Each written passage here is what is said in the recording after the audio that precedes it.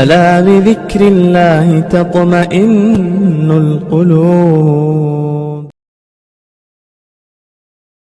نبی کریم علیہ السلام جب اس دنیا میں تشریف لائے بہت سارے معجزات ہوئے۔ پہلا معجزہ تو یہ تھا کہ آپ کی پیدائش 12 ربیع الاول کو مکہ مکرمہ میں ہوئی، اور 1000 سال سے ایران میں جو آتش کدا، جو آگ جل رہی تھی، وہ یک لخت بجھ گئی۔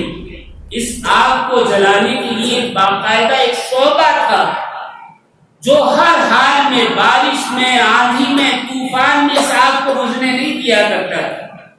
اور روایتوں میں آتا ہے کہ جب آگ جلتے جلتے 1000 سال سے بھی زیادہ پرانی ہو جاتی ہے تو اس میں آگ کا ایک کیڑا پیدا ہو جاتا ہے۔ اس آگ میں بے شمار کیڑے تھے۔ جب وہ آگ بجھی تو اس میں چلتے ہوئے زندہ کیڑے دیکھے گئے۔ یہ بڑی حیرت انگیز بات تھی۔ قریش اس زمانے میں بدحال تھے، قحط سالی تھی، سوکھا تھا، پانی نہیں تھا، جو کچھ تھوڑی بہت فصل ہوتی تھی وہ نہیں ہوا کرتی تھی، بڑی کسمہ پرسی میں زندگی گزر رہی تھی۔ آپ کی پیدائش ہوئی، چشمے ابل پڑے، بارشیں ہونے لگی، فصل اگنے لگی، اور ہر طرف سبزہ ہی سبزہ ہو گیا، فصل خوب آئی، عرب مالدار ہو گئے، اور کھانے پینے کی ساری قلت دور ہو گئی۔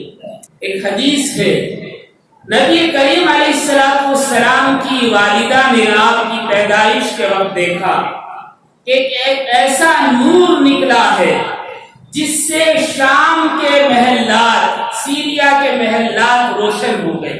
یہ مشکات کی حدیث۔ آپ مکہ میں ہیں حضرت آمنہ، اور آپ نے دیکھا اس نور سے شام کے، سیریا کے محل روشن ہو گئے، روشنی پیدا ہو گئی، اجالا ہو گیا۔ حضرت آمنہ کو درد ذہ کے وقت ایسا محسوس ہوتا تھا کہ سارے آسمان کے ستارے زمین پر آ گئے ہیں، یعنی تکلیف نہیں ہوتی تھی، اور دکھائی دیتا تھا کہ آسمان کے ستارے سجدہ ریز ہونے کے لیے زمین پر آ گئے، اور آسمان خالی ہو گیا، جس سے ساری زمین روشن ہو جاتی، ہر طرف روشنی اجالا ہو جاتا، ظلمت، تاریکی، اندھیرا ختم ہو جاتا۔ اور یہ صرف حضرت آمنہ نے نہیں دیکھا، اور بھی لوگوں نے دیکھا۔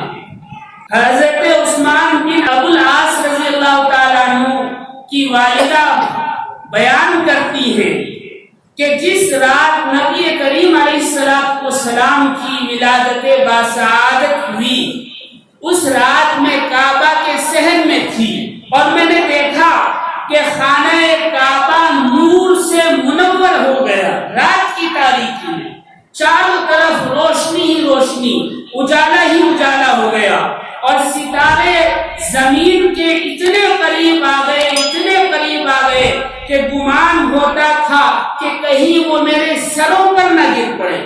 اللہ، یہ سلامی تھی نبی کریم علیہ السلام کو کائنات کی تمام مخلوقات۔ آپ کے تشریف لائے، کسرا کے محلات میں زلزلہ آ گیا، آج بھی اس کے کھنڈرات موجود ہیں، آپ نیٹ پر بھی دیکھ سکتے ہیں۔ کسرا کے محلات جو تھے ان کی دیواریں آج بھی کچھ آثار محفوظ ہیں۔ ایک ایک دیوار تقریباً 52 اور 54 فٹ چوڑی تھی۔ ایسی دراڑ آئی کہ 2-2, 3-3 فٹ کی دراڑیں اور گیپ آ گیا، آج بھی وہ نشانیاں موجود۔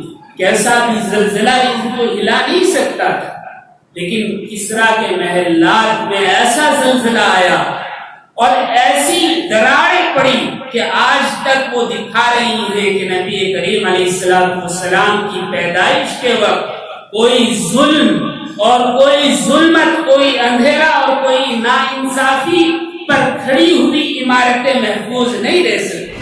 آپ تو باطل کو شکست دینے کے لیے، انصاف قائم کرنے کے لیے تشریف لائے، پھر ظلم پر کھڑی ہوئی عمارتیں کیسے اپنا وجود قائم رکھ سکتی ہیں؟